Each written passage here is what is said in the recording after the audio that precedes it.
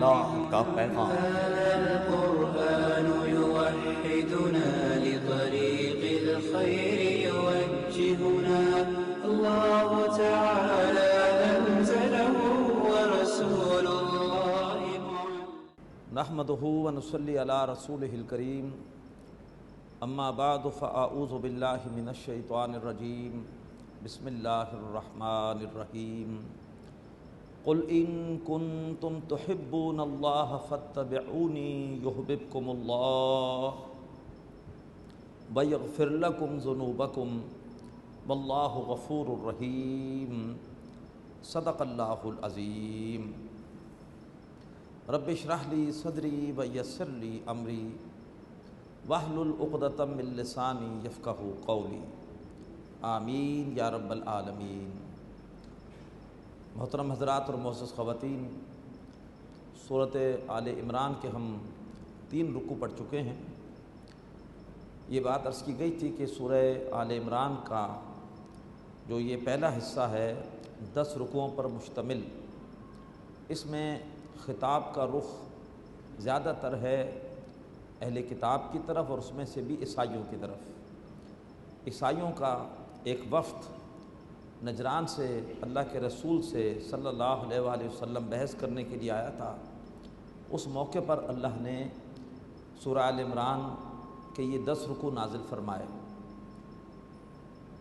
عیسائی یہ دعویٰ کرتے تھے کہ ہم اللہ سے بہت محبت کرتے ہیں، اور اسی لیے ہم نے رہبانیت اختیار کی، اس لیے کہ دنیا داری میں پڑھ کر انسان اللہ کو بھول جاتا ہے۔ دنیا نے تیری یاد سے بیگانہ کر دیا، تجھ سے بھی دل فریب ہیں غم روزگار کے۔ اس لیے ہم نے رہبانیت اختیار کی، نہ ہم شادی بیاہ کو صحیح سمجھتے ہیں، نہ دنیا میں رہ کر اور معیشت کے لیے اپنے اوقات کے لگانے کو ہم صحیح سمجھتے ہیں۔ شہروں سے دور کونے کھدروں میں جا کر اللہ تبارک و تعالیٰ سے لو لگانا اور سبزیوں پر گزارا کرنا، سادگی کی زندگی بسر کرنا، یہ سب کا سب اللہ کی محبت کی علامت ہے، یہ ان کا دعویٰ تھا۔ اس کے جواب میں اللہ تبارک و تعالیٰ نے قرآن مجید میں بار بار یہ بات بیان فرمائی کہ یہ جو تصور رہبانیت کا ہے، یہ اصل میں شیطان اور اس کی قوتوں کو معاشرے میں بالکل پوری طرح سے میدان حوالے کرنے کے مترادف ہے۔ نیک لوگ ویرانوں میں چلے جائیں، کونوں کھدروں میں چلے جائیں، خانقاہوں میں چلے جائیں، اور شیطانی قوتیں پھر معاشرے میں اللہ تبارک و تعالیٰ کی نافرمانیوں کا پورے کا پورا سلسلہ پوری کھلی آزادی کے ساتھ جاری و ساری کر دیں۔ اسلام کی تعلیم یہ ہے کہ نہیں، دنیا میں رہو لیکن دنیا کے طلبگار مت بنو، اور دنیا میں رہ کر باطل قوتوں کے ساتھ پنجہ آزمائی کرو، شیطانی قوتوں کو، ان کے عزائم کو ناکام کرو۔ اس کے لیے اللہ تبارک و تعالیٰ نے ہمیں بہترین اسوہ دیا نبی اکرم صلی اللہ علیہ وآلہ وسلم کا۔ اللہ تبارک و تعالیٰ سے شدید محبت کرنے والے تھے نبی پاک صلی اللہ علیہ وآلہ وسلم، لیکن دنیا میں رہ کر اللہ تعالیٰ کی محبت کا یہ ثبوت دیا کہ اللہ کے دشمنوں کے خلاف جہاد کیا، ان سے پنجہ آزمائی کی، ان کو شکست سے دوچار کیا، اور دنیا میں اللہ تبارک و تعالیٰ کی بڑائی کا نظام قائم کیا۔ یہ ہے اللہ تبارک و تعالیٰ کی محبت کے حوالے سے صحیح طرز عمل۔ اسی مضمون سے آج ترجمے کا ہم آغاز کر رہے ہیں۔ قل، اے نبی کہہ دیجئے ان عیسائیوں سے، ان کنتم تحبون اللہ، اگر تم واقعی اللہ سے محبت کرتے ہو، فاتبعونی، تو میری اتباع کرو، میری پیروی کرو، یحببکم اللہ، اللہ بھی تم سے محبت کرے گا، ویغفر لکم ذنوبکم، اور تمہارے گناہ معاف کر دے گا، واللہ غفور الرحیم، اللہ بہت بخشنے والا اور رحم کرنے والا ہے۔ اللہ سے محبت رہبانیت سے پوری نہیں ہوگی، یہ تو تم اللہ تعالیٰ کے دشمنوں کو معاشرے میں کھل کھیلنے کا موقع دو گے۔ اللہ سے محبت کا تقاضا ہے کہ میری پیروی کرو۔ تو یہ ہے اللہ کے رسول کی اتباع کی اہمیت، کہ اگر اللہ سے واقعی محبت ہے تو اس محبت کا عملی ثبوت اس طرح سے دیا جائے کہ اللہ کے رسول کی اتباع کی جائے. جو اللہ کے رسول کی زندگی کا مشن تھا وہی ہمارا مشن بھی ہو. جو اللہ کے رسول کی زندگی میں اہم سرگرمیاں تھیں وہ ہماری بھی ہوں. اتباع رسول کے حوالے سے جو ہم مسلمانوں کا تصور ہے وہ بھی محدود ہو گیا. وہ تصور یہ ہے کہ ہم صرف معمولات زندگی تک اللہ کے رسول کی اتباع کرنے کی کوشش کرتے ہیں. گو کہ یہ کوشش بھی مبارک ہے.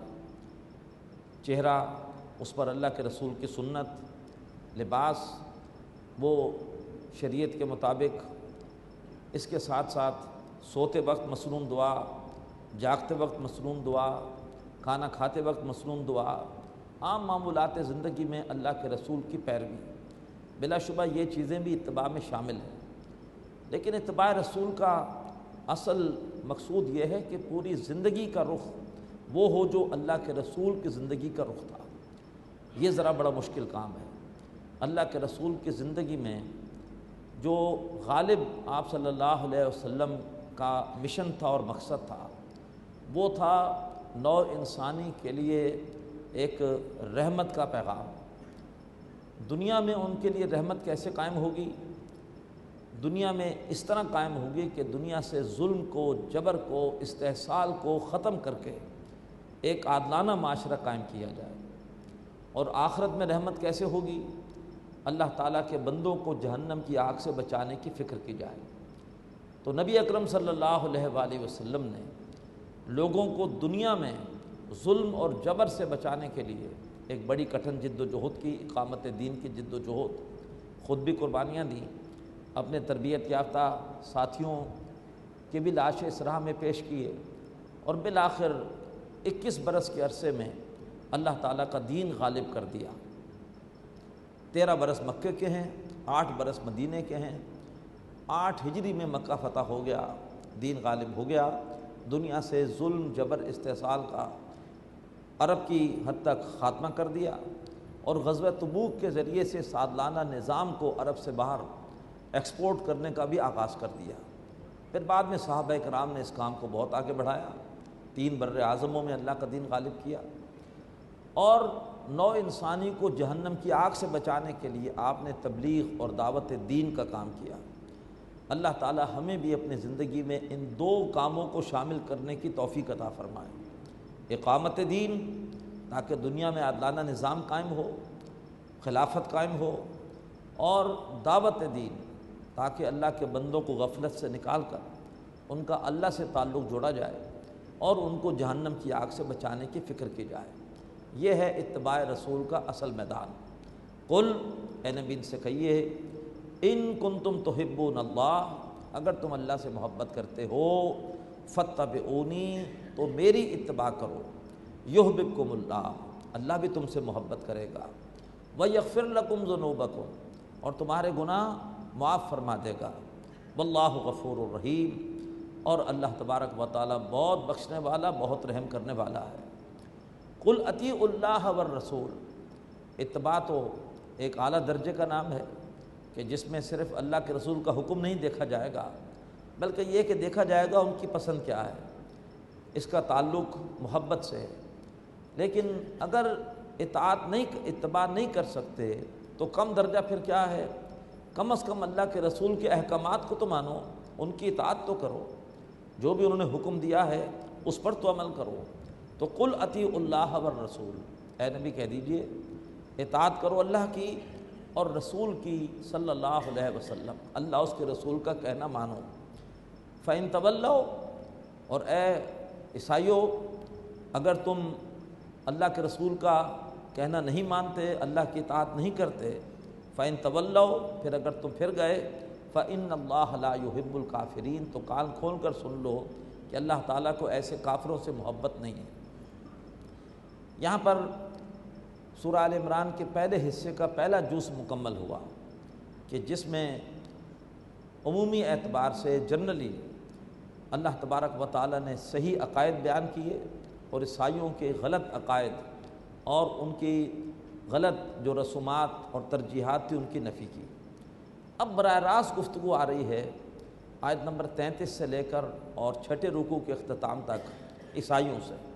اور حضرت عیسیٰ علیہ السلام کے بارے میں جو ان کا غلو ہے کہ ان کو انہوں نے خدا کا بیٹا قرار دے کر خدائی میں شریک کر دیا، اب اس کی براہ راست نفی آ رہی ہے۔ فرمایا ان اللہ اصطفیٰ آدم و نوحا و آل ابراہیم و آل عمران علی العالمین، بے شک اللہ تعالیٰ نے چن لیا حضرت آدم علیہ السلام کو، انہیں پہلا انسان بھی بنایا، پہلا نبی بھی بنایا، و نوحن، اور چن لیا نوح علیہ السلام کو، ان کو آدم ثانی بنایا، ان کے بعد جتنی نسل انسانی چلی ہے انہی کے 3 بیٹوں سے چلی ہے، و آل ابراہیم، اور آل ابراہیم کو اللہ نے چن لیا، حضرت ابراہیم علیہ السلام کے بعد جتنے نبی آئے انہی کی آل انہی کی اولاد میں آئے، و آل عمران، اور اللہ نے آل عمران کو چن لیا۔ حضرت عمران کون ہیں؟ حضرت مریم کے والد، اور آل عمران کی فضیلت کیا ہے وہ اسی صورت میں آ رہی ہے، ابھی ہمارے سامنے آئے گی۔ اتنا اہم مضمون کہ پوری صورت کا نام ہے آل عمران، تو اللہ نے حضرت عمران کی آل کو بھی چن لیا، علی العالمین، تمام جہان والوں پر، ذریۃ بعضھا من بعض، ان میں سے بعض کی اولاد تھے۔ آدم علیہ السلام کی اولاد تو سبھی ہیں، اور پھر نوح علیہ السلام ہی کی اولاد میں حضرت ابراہیم بھی تھے اور حضرت عمران بھی تھے، اور اس کے بعد حضرت ابراہیم کی اولاد میں سے حضرت عمران تھے، تو ان میں سے بعض کی اولاد ہیں۔ واللہ سمیع علیم، اللہ سب کچھ سننے والا اور جاننے والا ہے۔ اس قالت امرأۃ عمران، یاد کرو جب کہ حضرت عمران کی زوجہ نے اللہ تبارک و تعالیٰ کے سامنے عرض کی، رب انی نذرت لک ما فی بطنی محررا، کہ بے شک میں آپ کی، اے اللہ میں آپ کی نظر کرتی ہوں اس بچے کو جو کہ میرے وجود میں ہے، محررا، بالکل خالص کرتے ہوئے، یعنی جو بچہ میرے ہاں پیدا ہونے والا ہے میں اسے دین کی خدمت کے لیے وقف کر دوں گی۔ انی نذرت لک ما فی بطنی محررا، بے شک جو کچھ میرے وجود میں ہے میں اس بچے کو بالکل خالص کرتے ہوئے، آزاد کرتے ہوئے آپ کے دین کے لیے وقف کر رہی ہوں۔ فتقبل منی، تو اے اللہ میری یہ نظر قبول فرما، انک انت السمیع العلیم، بے شک اے اللہ تو ہی سب کچھ سننے والا اور تو ہی سب کچھ جاننے والا ہے۔ فلما وضعتھا، تو جب اس خاتون نے ایک بچی کو جنم دیا، جب بھی کوئی خاتون ایسی نظر مانتی تھی تو عام طور پر اس کے ہاں لڑکا پیدا ہوتا تھا، یہ پہلا موقع تھا کہ عجیب بات ہوئی، لڑکی پیدا ہو گئی۔ فلما وضعتھا، تو جب اس خاتون نے بچی کو جنم دیا، قالت، تو کہا، رب انی وضعتھا انثی، اے میرے رب میں نے تو ایک بچی کو جنم دیا ہے۔ اب اللہ کے الفاظ ہیں، واللہ اعلم بما وضعت، اور اللہ تعالیٰ خوب جانتا تھا کہ اس نے کس کو جنم دیا ہے۔ ولیس الذکر کالانثی، لفظی ترجمہ ہوگا اور نہیں ہوتا لڑکا لڑکی جیسا، لیکن مولانا اصلاحی صاحب نے بڑا عمدہ ترجمہ کیا ہے یہاں پر کہ کہاں ہوتا لڑکا اس لڑکی جیسا، یہ لڑکی تو بڑے نصیب والی ہے، اس لڑکی کو تو ابھی آگے الفاظ آ رہے ہیں کہ اللہ نے تمام جہان کی عورتوں پر فضیلت دی ہے، تو ولیس الذکر کالانثی، کہاں ہوتا لڑکا اس لڑکی جیسا، یہ لڑکی بڑے نصیبوں والی ہے۔ وانی سمیتھا مریم، اور اس خاتون نے کہا کہ میں نے اس بچی کا نام رکھا ہے مریم۔ وانی اعیذھا بک وذریتھا من الشیطان الرجیم، اور بے شک اے اللہ میں اس کو بھی اور اس کی اولاد کو بھی آپ کی پناہ میں دیتی ہوں مردود شیطان کے حملوں سے۔ فتقبلھا ربھا بقبول حسن، تو قبول کیا اس بچی کو اس کے رب نے بہت عمدہ قبول کرنا، گویا اس نظر کو اللہ نے قبول فرمایا۔ وانبتھا نباتا حسنا، اور پروان چڑھایا، پرورش کی اس بچے کی اللہ تبارک و تعالیٰ نے بہت عمدہ طریقے پر۔ وکفلھا زکریا، اور اللہ نے اس بچی کو سپرد کر دیا حضرت زکریا کے علیہ السلام۔ حضرت زکریا حضرت مریم کے خالو تھے، تو گویا اپنی خالہ کے پاس وہ چلی گئیں اور حضرت زکریا کی نگرانی میں اس بچی کی تربیت ہوئی ہیکل سلیمانی میں۔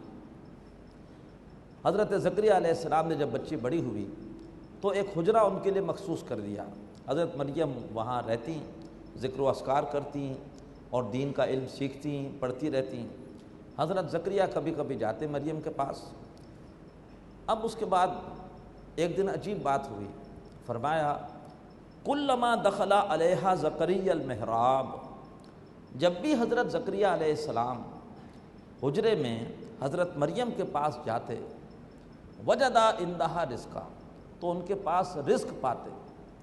اب یہاں رزق کے دو ترجمے ہیں، ایک ترجمہ تو ہے کہ بے موسم کے پھل پاتے، اور ایک ترجمہ صوفیاء نے کیا ہے کہ انبیاء کا رزق یہ مادی نہیں ہوتا، انہیں تسکین ہوتی ہے علمی، فکری، روحانی رزق سے۔ رزق کہتے ہیں ہر اس شے کو جس سے انسان کو تسکین ملے۔ جب بھی حضرت مریم کے پاس جاتے تو ان سے ایسی ایسی باتیں سنتے، علم اور معرفت کے ایسے نقطے سنتے کہ حیران رہ جاتے کہ بچی تنہا ہوتی ہے، لیکن یہ بچی ایسی اعلیٰ اعلیٰ معرفت کی باتیں نہ جانے کیسے کرتی ہے۔ تو جب بھی حضرت مریم کے پاس جاتے وجدا عندہا رزقا، ان کے پاس رزق پاتے۔ قالا، ایک دن پوچھا، یا مریم، اے مریم، انا لک ھذا، تیرے پاس یہ سب کچھ کہاں سے آتا ہے؟ یہ بے موسم کے پھل کہاں سے آتے ہیں؟ یا تجھے یہ علم اور معرفت کی باتیں کون سکھاتا ہے؟ قالت ھو من عند اللہ، حضرت مریم سلام علیہا نے فرمایا کہ یہ سب اللہ کی طرف سے ہے۔ ان اللہ یرزق من یشاء بغیر حساب، بے شک اللہ تعالیٰ جس کو چاہتا ہے بغیر حساب رزق عطا فرماتا ہے۔ بس یہ جو حضرت مریم کے الفاظ تھے، انہوں نے حضرت زکریا کے دل پر چوٹ ماری۔ ایک خواہش تھی جو بڑے عرصے سے اپنے دل میں لیے ہوئے تھے، اس کا زبان سے اظہار نہیں کر رہے تھے۔ کیوں؟ اس لیے کہ اس خواہش کے حوالے سے اسباب موافق نہیں تھے، بوڑھے ہو چکے تھے، بیوی بھانج تھی، اور جو ان کے باقی رشتہ دار تھے وہ زیادہ کوئی نیک نہیں تھے۔ چاہتے تھے کہ میری اپنی اولاد میں کوئی نیک فرزند ہو جو میرے بعد دین کی تبلیغ کے مشن کو جاری رکھے، لیکن یہ خواہش پوری ہوتی نظر نہیں آ رہی تھی۔ خود بوڑھے ہو چکے ہیں، بیوی بھانج ہے، لیکن جب حضرت مریم کے الفاظ سنیں کہ میرے پاس یہ جو کچھ ہے اللہ کی طرف سے ہے، بغیر اسباب کے آ رہا ہے، اللہ براہ راست یہ نعمتیں دے رہا ہے، تو فوراً دل پہ چوٹ پڑی کہ اللہ مجھے بھی دے سکتا ہے۔ جب مریم کو اللہ دے رہا ہے تو مجھے کیوں نہیں دے سکتا؟ فرمایا ہنالک دعا زکریا ربا، اسی وقت دین اینڈ دیئر حضرت مریم کے الفاظ سنے ہیں، اور اسی وقت دعا زکریا ربا، حضرت زکریا علیہ السلام نے اپنے رب سے دعا کی۔ قال رب ھب لی من لدنک ذریۃ طیبہ، اے میرے رب مجھے اپنے پاس سے عطا فرما پاکیزہ اولاد، اپنے پاس سے، اسباب وہ موافق نہیں ہے، اپنے پاس سے عطا فرما۔ اسباب تیرے پابند ہے، تو اسباب کا پابند نہیں ہے، مجھے اپنے پاس سے پاکیزہ اولاد عطا فرما۔ انک سمیع الدعاء، بے شک تو دعا کا سننے والا ہے۔ فنادتہ الملائکہ، اور پھر ان کو پکارا فرشتوں نے، وہو قائم یصلی فی المحراب، جب کہ وہ اپنے حجرے میں نماز کے لیے کھڑے تھے۔ عین دوران نماز فرشتوں نے آ کر ان کو بشارت دی، ان اللہ یبشرک بیحییٰ، بے شک اے زکریا اللہ تعالیٰ تجھے خوشخبری دیتا ہے یحییٰ کی، مصدقا بکلمۃ من اللہ، اور وہ اللہ تعالیٰ کے ایک کلمے کی تصدیق کرنے والے ہوں گے۔ اللہ کے کلمے سے مراد حضرت عیسیٰ علیہ السلام ہیں، ابھی آگے وضاحت آئے گی۔ گویا وہ حضرت عیسیٰ علیہ السلام کی تصدیق کریں گے کہ یہ واقعی اللہ کے رسول ہیں، اور ان کی ولادت بغیر باپ کے معجزانہ ہوئی ہے۔ وسیداً، اور وہ سردار ہوں گے، ان میں قیادت کی صلاحیت ہوگی۔ وحصوراً، اور زندگی بسر کریں گے تنہائی کی، شادی نہیں کریں گے۔ ونبیًا من الصالحین، اور صالحین میں سے نبی ہوں گے۔ سورہ انبیاء میں یہ مضمون آتا ہے کہ اللہ نے پھر ان کی بیوی کو ٹھیک کر دیا، وَأَصْلَحْنَا لَهُ زَوْجَهُ، اور اللہ نے انہیں یحییٰ علیہ السلام عطا کیے۔ اب یہ یحییٰ علیہ السلام کا ذکر یہاں پر آیا کیوں؟ اللہ تعالیٰ بتا رہے ہیں عیسائیوں کو کہ حضرت یحییٰ کی پیدائش بھی معجزانہ ہے۔ ان کے والد بوڑھے تھے، بیوی اور ان کی والدہ بہانج تھیں، اللہ نے معجزے کے ذریعے سے ان کی والدہ کو ٹھیک کیا۔ تو اگر معجزے کے ذریعے سے کسی کی پیدائش اس کو معبود بنا دیتی ہے، تو پھر یا کو بھی معبود مانو، ان کی پیدائش بھی معجزانہ ہے، ان کو معبود نہیں مانتے، اور عیسیٰ کو اس لیے معبود مانتے ہو علیہ السلام کہ ان کی پیدائش معجزانہ ہے، تو یہ کیا تمہارے پیمانے ہیں؟ قال رب انا یکون لی غلام، اب حضرت زکریا علیہ السلام حیران ہوئے، پہلے تو خود ہی اللہ سے دعا کی تھی کہ اللہ مجھے بیٹا دے، اب جب اللہ نے بیٹا دے دیا، بیٹے کی خوشخبری دے دی، اب حیران ہو رہے ہیں کہ یہ کیسے ہو گیا۔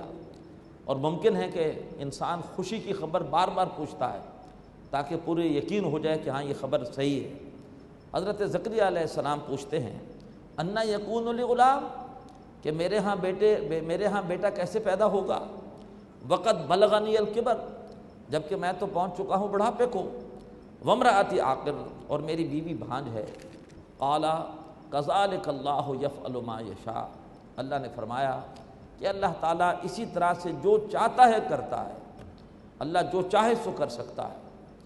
قال رب اجعل لی آیہ، حضرت زکریا علیہ السلام نے عرض کی کہ اے میرے رب میرے لیے کوئی نشانی مقرر کر دے، مجھے معلوم ہو کہ کب میرے آنگن میں یہ بہار آئے گی۔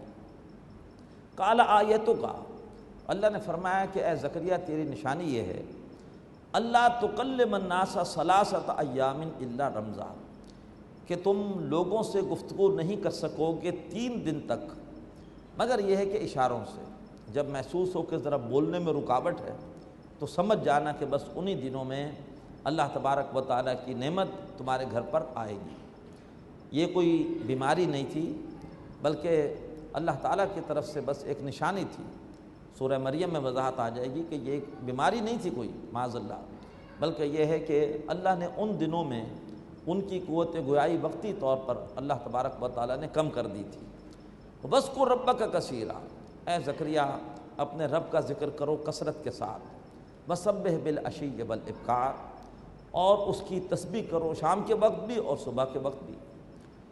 وَإِذْ قَالَتِ الْمَلَائِكَةُ، اور یاد کرو جب کہ فرشتوں نے کہا تھا یا مریم، اے مریم ان اللہ اصطفاکی، بے شک اللہ تعالیٰ نے تمہیں چن لیا ہے، وطہرکی، اور اللہ تعالیٰ نے تمہیں پاکیزہ کر دیا ہے، واصطفاکی علی نساء العالمین، اور تمہیں چن لیا ہے تمام جہان والوں کی عورتوں پر۔ یا مریم، اے مریم اقنتی لربک، اپنے رب کی فرما برداری کرو، اپنے رب کی اطاعت کرو، وسجدی، اس کے لیے سجدہ کرو، ورکعی مان راکعین، اور رکوع کرو رکوع کرنے والوں کے ساتھ۔ تم ہیکل میں ہو اپنے حجرے میں نماز پڑھو لیکن باجماعت نماز میں شریک ہو، جیسے ہمارے ہاں خواتین کے حصے میں باجماعت نماز پڑھتی ہیں، اسی طریقے پر تم بھی رکوع کرو رکوع کرنے والوں کے ساتھ، یعنی جماعت میں شریک ہو۔ ذالک من انباء الغیب نوحیہ الیک، اے نبی صلی اللہ علیہ وآلہ وسلم یہ غیب کی خبریں ہیں جو ہم آپ کی طرف وحی کر رہے ہیں۔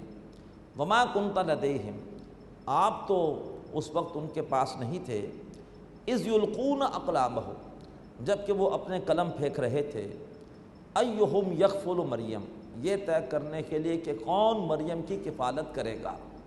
مریم اتنی پیاری بچی تھی کہ جب ہیکل میں آئی تو ہر ایک کاہن کی خواہش تھی کہ میں اس بچی کی پرورش کروں، تو اس پر قرآن اندازی پھر کی گئی۔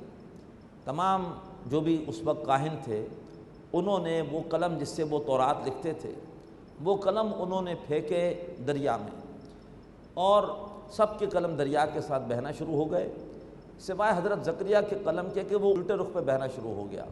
اسی سے حضرت زکریا کے نام قرآن نکل آیا کہ وہ حضرت مریم کی پرورش کریں گے۔ تو اے نبی آپ تو اس وقت وہاں موجود نہیں تھے جب کہ وہ اپنے قلم پھینک رہے تھے، ایہم یکفل مریم، یہ طے کرنے کے لیے کہ کون مریم کی کفالت کرے گا۔ وما کنت لدیہم، اے نبی آپ تو اس وقت ان کے پاس موجود نہیں تھے، اذ یختصمون، جب کہ وہ مریم کی کفالت کے حوالے سے باہم جھگڑ رہے تھے۔ اذ قالت الملائکۃ یا مریم، یاد کرو جب کہ فرشتوں نے کہا اے مریم، ان اللہ یبشرک بکلمۃ من، بے شک اللہ تمہیں بشارت دیتا ہے اپنی طرف سے ایک کلمے کی۔ حضرت عیسیٰ کلمت اللہ ہیں، کیوں؟ بچے کی پیدائش میں جو حصہ باپ کا ہوتا ہے، حضرت عیسیٰ کی پیدائش میں وہ حصہ ادا کیا اللہ کے ایک کلمے نے۔ اللہ تبارک و تعالیٰ نے کلمہ کن القاء کیا حضرت مریم کے وجود میں، اور اس سے حضرت عیسیٰ علیہ السلام کی ولادت ہوئی، لہٰذا حضرت عیسیٰ علیہ السلام یہ کلمۃ اللہ ہے۔ اسمہ المسیح عیسی ابن مریم، اور اس اللہ کے کلمے کا نام ہوگا مسیح، یعنی عیسیٰ مریم کا بیٹا۔ کہیں نہیں آتا محمد بن عبداللہ، موسیٰ بن عمران، ابراہیم بن آزر، عیسیٰ بن مریم کیوں آتا ہے؟ اس لیے کہ حضرت عیسیٰ کے والد نہیں تھے، ان کی صرف والدہ تھی۔ قرآن پاک میں بار بار آتا ہے عیسی ابن مریم، عیسی ابن مریم، ان کا نام ہوگا مسیح یعنی عیسیٰ مریم کا بیٹا۔ وجیہن فی الدنیا والآخرہ، دنیا میں بھی ان کو عزت ملے گی اور آخرت میں بھی ان کو عزت ملے گی۔ دنیا میں ان کی عزت اپنے عروج پر پہنچے گی جبکہ وہ دوبارہ دنیا میں تشریف لائیں گے قرب قیامت۔ ومن المقربین، اور وہ ہوں گے اللہ تبارک و تعالیٰ کے مقربین میں سے، اللہ کی قربت رکھنے والوں میں سے۔ وَيُكَلِّمُ النَّاسَ فِي الْمَهْدِ وَكَهْلًا، اور وہ لوگوں سے بات کریں گے ماں کی گود میں بھی اور ادھیڑ عمر میں بھی۔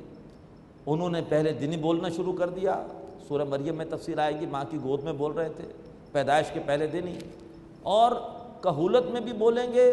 کیا مطلب؟ یہ کیسے معجزہ ہے؟ ادھیڑ عمر میں تو ہم سب بولتے ہیں، اس لیے یہ معجزہ ہے کہ ابھی وہ ادھیڑ عمر کو پہنچے نہیں، 33 برس کی عمر میں ان کو اٹھا لیا گیا ہے۔ دنیا میں دوبارہ آئیں گے اور عمر میں اب اضافہ شروع ہوگا، ادھیڑ عمر کو پہنچیں گے، اس وقت بھی گفتگو کریں گے۔ تو گویا ان کی دونوں گفتگویں معجزہ ہیں۔ وَيُكَلِّمُ النَّاسَ فِي الْمَهْدِ وَكَهْلًا وَمِنَ الصَّالِحِينَ، لوگوں سے گفتگو کریں گے گود میں بھی اور ادھیڑ عمر میں بھی، اور وہ صالحین میں شمار ہوں گے۔ اقول قولی ھذا واستغفر اللہ لی ولکم ولسائر المسلمین والمسلمات۔ هذا القرآن